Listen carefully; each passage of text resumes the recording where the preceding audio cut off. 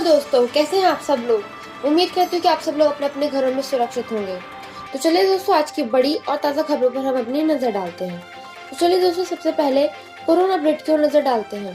दोस्तों, अब तक का अपडेट आ रहा है कि पूरे देश में 85,000 के पार पहुंचा कोरोना, जिसमें से 30,153 लोग रिकवर भी हुए हैं। वहीं 2,752 लोगों ने अपनी जान गंवाई। वहीं दिल्ली की बात करें तो दिल्ली में दोस्तों 9,333 टोटल केस सामने आए हैं, जिसमें से 3,926 लोग रिकवर हो गए हैं। वहीं 129 लोगों ने अपनी जान गंवाई है। इसी के साथ ही दोस्तों, पूरी दुनिया में इस वायरस से 40 लाख से ज्यादा लोग पीड़ित हैं, जबकि 3 लाख से ज्यादा लोगों ने अपनी जान गंवाई है। चलिए दोस्तों, आगे चलते हैं। ये है लॉकडाउन 4.0। राहत भरा होगा आने वाला दिन, मिल सकती है ये छूट। जी हाँ दोस्तों, आइए जानते हैं कि सरकार क्या क्या छूट प्रदान कर सकती है। इसको लेकर गृह मंत्री अमित शाह ने शुक्रवार को अधिकारियों के साथ करीब 5 घंटे की बैठक की, जिसके बाद बैठक में मौजूद एक अधिकारी ने जानकारी दी कि ग्रीन जोन पूरी तरह से खोल दिया जाएगा, वहीं ऑरेंज जोन में पाबंदियों को बेहद कम कर दिया जाएगा। लेकिन सबसे बड़ी बात सामने ये आई है कि सरकार रेड जोन में भी नाई की दुकानें, सैलून और चश्मे की दुकानें खोलने की छूट दे सकती है। अधिकारियों ने बताया अब पाबंदियां और सख्ती सिर्फ कंटेनमेंट जोन तक ही रहेंगी। चलिए दोस्तों, अगले अपडेट की ओर नजर डालते हैं। 65 साल पुराने कानून में बदल रही है मोदी सरकार, इन लोगों पर होगा असर। जी हाँ दोस्तों, वित्त मंत्री लगातार प्रेस कॉन्फ्रेंस कर रही है। इस दौरान उन्होंने करीब 65 साल पुराने कानून में बदलाव करने का ऐलान किया। दरअसल सरकार ने अनाज, खाद्य तेल, तिलहन, दलहन, आलू और प्याज जैसी कृषि को नियंत्रण मुक्त करने का फैसला किया है। इसके लिए सरकार 65 साल पुरानी आवश्यक वस्तु अधिनियम एसेंशियल कमोडिटी एक्ट में संशोधन करने जा रही है। इसके जरिए जहां खाद्य उत्पादों के उत्पादन और बिक्री को नियंत्रण मुक्त कर दिया जाएगा, वहीं किसी भी उत्पाद पर स्टॉक सीमा लागू नहीं होगी। मतलब किसान अपने हिसाब से मूल्य तय कर आपूर्ति और बिक्री कर सकेंगे। हालांकि सरकार समय समय पर इसकी समीक्षा करती रहेगी। बता दें कि इस एक्ट के नियमों का उल्लंघन करने वालों को 7 साल के कारावास या जुर्माना दिया जा सकता है। इसी के साथ दोस्तों, अगला अपडेट आ रहा है कि फिर टली सीबीएसई के बचे हुए एग्जाम डेट की डेट शीट्स। अब 18 मई को ऐलान होगा। डॉक्टर रमेश पोखरियाल ने ट्वीट कर बताया कि अब डेट शीट 18 मई को जारी की जाएगी। उन्होंने कहा, कुछ तकनीकी पहलुओं को ध्यान में रखा जा रहा है, इस वजह से आज शाम 5 बजे होने वाली डेट शीट की घोषणा अब सोमवार तक होगी। इसी के साथ दोस्तों, अगली खबर आ रही है कि पीएम मोदी और अमित शाह ने कोर सेक्टर में घोषणाओं को सहारा, कहा पैदा होंगे कई व्यावसायिक अवसर। दोस्तों, वित्त मंत्री के शनिवार की प्रेस कॉन्फ्रेंस में कोर सेक्टर में सुधार और निवेश के लिए की गई घोषणाएं को पीएम मोदी, गृह मंत्री अमित शाह और रक्षा मंत्री राजनाथ सिंह ने सहारा है। पीएम मोदी ने ट्वीट कर कहा कि कोयला, रक्षा विमान, अंतरिक्ष और परमाणु ऊर्जा जैसे महत्वपूर्ण क्षेत्रों को आज वित्त मंत्री द्वारा घोषणाओं में शामिल किया गया है। घोषित किए गए उपायों और सुधारों से कई व्यावसायिक अवसर पैदा होंगे और आर्थिक परिवर्तन में योगदान मिलेगा। चलिए दोस्तों, आगे बढ़ते हैं। यानी बिना राशन कार्ड कैसे मिलेगा 5 किलो अनाज, 8 करोड़ लोगों को होगा फायदा। जी हाँ दोस्तों, बता दें कि कोरोना संकट के बीच सरकार ने गरीबों के लिए मुफ्त अनाज देने का ऐलान किया है। केंद्र खाद्य और आपूर्ति मंत्रालय का कहना है कि अगर किसी के पास राशन कार्ड नहीं है तो उसे अपना आधार ले जाकर रजिस्ट्रेशन कराना होगा, जिसके बाद उन्हें स्लिप दी जाएगी। उस स्लिप को दिखाने पर उन्हें मुफ्त अनाज मिलेगा। इसके लिए राज्य सरकार ऑनलाइन प्लेटफॉर्म की भी शुरुआत कर रही है। दिल्ली में पहले से ही ऑनलाइन फॉर्म की शुरुआत हो चुकी है। इसी के साथ दोस्तों, अगली खबर आ रही है कि पीएम मोदी ने वेंटिलेटर भेजने के लिए ट्रंप को कहा धन्यवाद। जी हाँ दोस्तों, मोदी ने शनिवार को ट्रंप को महामारी में साथ देने के लिए धन्यवाद कहा। ट्रंप ने व्हाइट हाउस में बयान दिया, हम बड़ी संख्या में भारत को वेंटिलेटर भेज रहे हैं। डोनाल्ड ट्रंप ने प्रधानमंत्री मोदी को अपना अच्छा मित्र बताया और कहा कि अमेरिका और भारत एक साथ मिलकर महामारी से जंग लड़ रहे हैं। दोस्तों, अगली खबर और ये हादसे से जुड़ी है। एमपी कांग्रेस का पीएम मोदी पर तंज, बोले चिंता न करें, ये वो नहीं है। जी हाँ दोस्तों, लॉकडाउन के बीच वापस लौट रहे मजदूर लगातार सड़क हादसे का शिकार हो रहे हैं।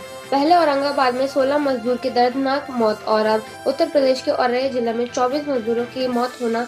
आपको बता दें कि उत्तर प्रदेश के औरैया जिला में एक ट्रक दूसरे ट्रक से टकरा गया, जिसमें 24 मजदूरों की मौत हो गई। सभी राजस्थान से आ रहे थे।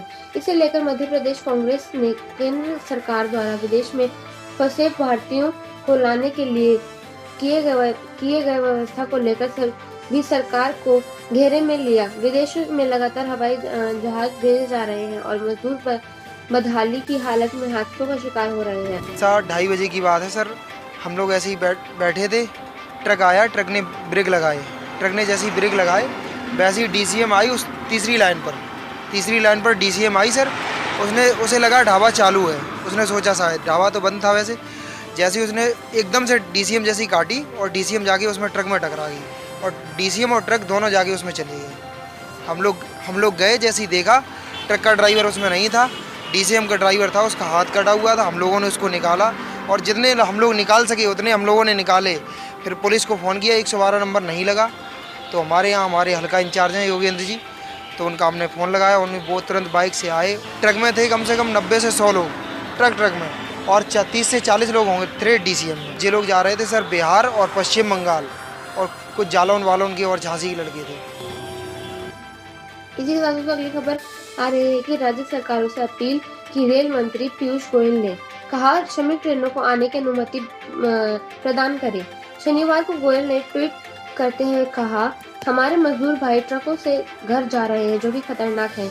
मेरी सभी राज्यों से आग्रह है कि श्रमिक स्पेशल ट्रेनों को आने की अनुमति दे ताकि ये घटनाएं ना हो।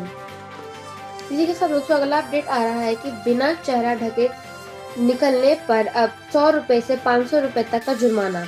बता दें कि उत्तर प्रदेश के शासन की ओर से बताया गया है कि मास्क या बिना किसी कपड़े से चेहरा न ढकने पर पहली बार में 100 रुपए, दूसरी बार में 200 और तीसरी बार में 500 रुपए का जुर्माना लगाया जाएगा। ये आज से ही लागू किया जाएगा। चलिए दोस्तों अगली खबर की ओर चलते हैं। कामयाबी के करीब ऑक्सफोर्ड यूनिवर्सिटी, बंदर पर काम करेगा कोविड-19 का टीका। दोस्तों बता दें कि ब्रिटेन की सबसे बड़ी कोविड-19 टीका योजना के तहत बंदरों पर किए गए एक छोटे से अध्ययन में सकारात्मक परिणाम नजर आए हैं। CHD ऑक्स1 NCOV-19 में लगे अनुसंधानकर्ताओं ने कहा कि टीके से बंदर के प्रतिरोधक तंत्र द्वारा घातक वायरस के असर को रोके जाने के संकेत मिले हैं। इसी के साथ दोस्तों आगे चलते हैं। MP बोर्ड एग्जाम से आया नया अपडेट। 10वीं की बीच की बोर्ड की परीक्षा रद्द, 12वीं का एग्जाम 8 जून से। मुख्यमंत्री शिवराज सिंह ने की घोषणा। जी हाँ दोस्तों, मुख्यमंत्री ने कहा 10वीं की बची परीक्षा अब नहीं होगी, जबकि 12th की परीक्षाओं को अगले माह 8 जून 2020 से आयोजित किया जाएगा। चलिए दोस्तों आगे बढ़ते हैं। पूरी दिल्ली को सोमवार का इंतजार, खुलने की उम्मीद में हर बाजार गली हो रही सैनिटाइज। जी हाँ दोस्तों, सोमवार से दिल्ली को खोलने की संभावनाओं के बीच राजधानी के हर क्षेत्र में साफ सफाई और सैनिटाइजेशन अभियान तेज कर दिया गया है। दिल्ली के सभी नगर निगम अपने पूरे कार्यबल के साथ इस अभियान में जुट गए हैं। चलिए दोस्तों अगली खबर की ओर चलते हैं। बंगाल की खाड़ी में सक्रिय तूफान से दिल्ली एनसीआर में बदलेगा मौसम, चलेगी लू, पड़ेगी भीषण गर्मी। इसी के साथ साइक्लोन एम्फन की आहट। ये साइक्लोन प्रारंभ में उत्तर पश्चिम की ओर 17 मई तक बढ़ सकता है और फिर उत्तर पश्चिम की ओर बंगाल की खाड़ी में 18 से 20 मई तक के दौरान वेस्ट बंगाल तक की ओर बढ़ सकता है। मौसम विभाग ने अगले 5 से 6 दिनों के लिए अंडमान, आंध्र प्रदेश, ओडिशा और पश्चिम बंगाल के तटों पर मौसम खराब रहने की चेतावनी दी है। चलिए दोस्तों अगले अपडेट की ओर चलते हैं।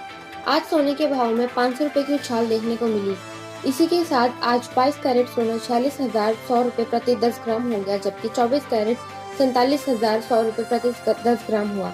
वहीं चांदी में आज 1,450 रुपए का उछाल देखने को मिला। इसी के साथ चांदी आज 46,700 रुपए प्रति किलोग्राम हो गई है। तो दोस्तों आज के लिए इतना ही।